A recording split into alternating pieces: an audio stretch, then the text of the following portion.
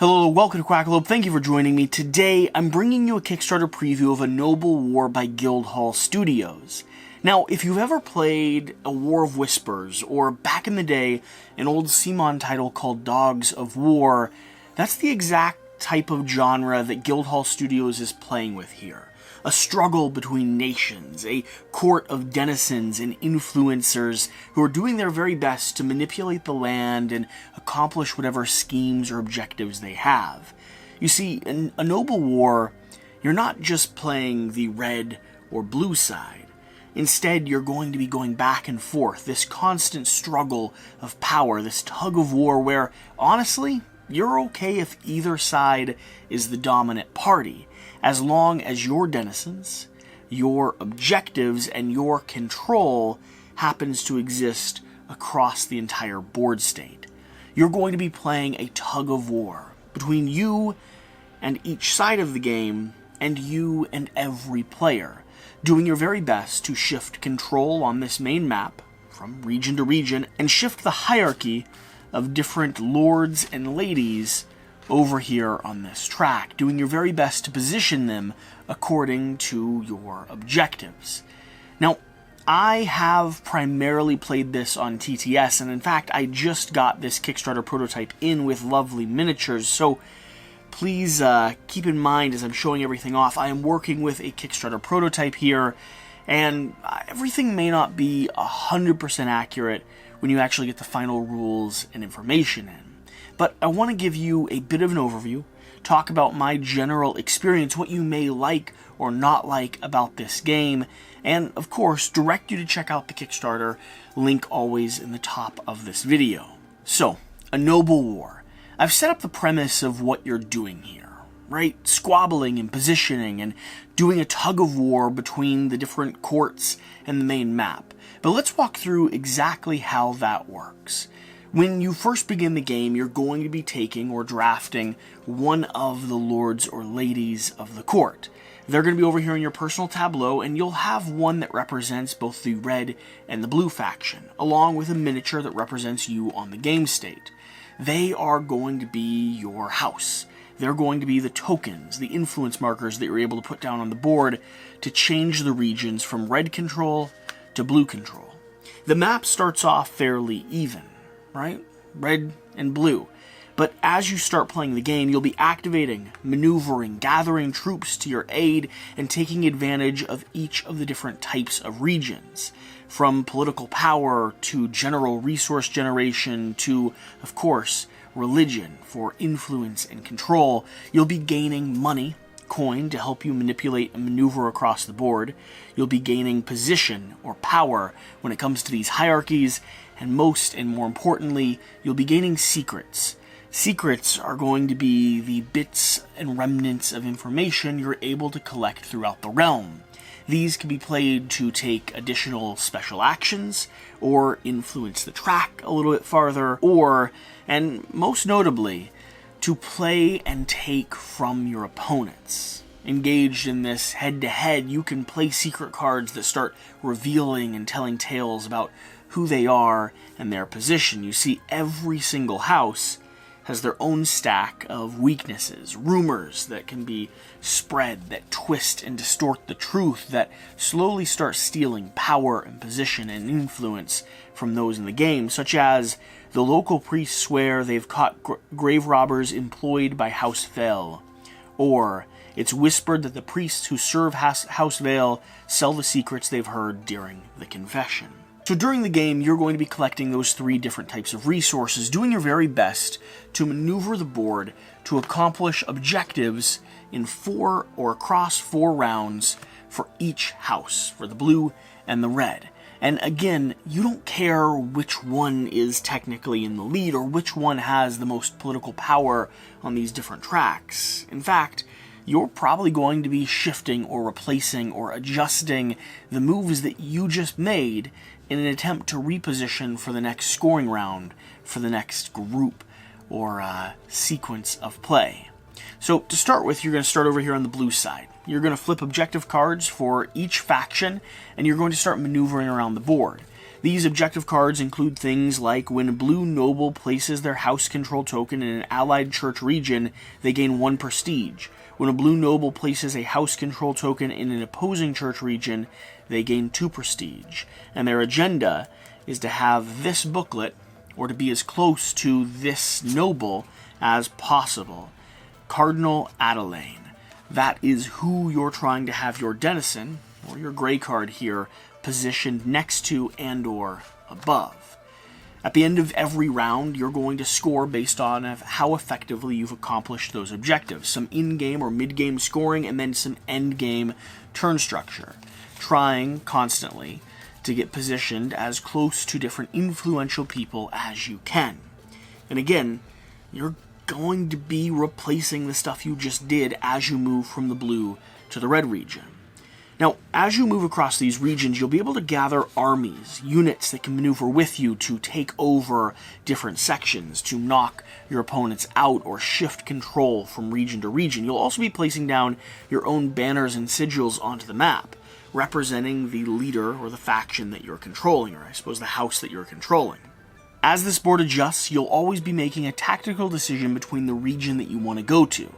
Again, you'll be able to collect coin from the windmills here, political power and position from the castles, and, of course, influence and secrets from the churches. You'll be maneuvering, doing your best to secure and shifting the balance of the game state by following or maneuvering on this track. This track here is going to be the way that you start tracking where and who has the most influence and power from round to round. This track here will shift up and down based off of where you've been able to position and secure your control. The game will be played like this over the course of 4 rounds. At the end of that, you're going to score based off of the gold coins you have, the prestige you've already collected, your house cards, your house sigils that are marked down on tiles, and, more and most importantly, where those locations relate to the different players on the track. For instance, the noble or the priest here will mean that the churches, or these cardinal regions, if you have your house sigil down on them, will score slightly more than others. That's going to be the heart and soul of this game. So, what do I like about it so far? What am I compelled by? And what do I think will be right for you or wrong for you? Well, for me, the very first experience I had with a Noble War was sitting down with the designer, playing through a 2-player head-to-head match.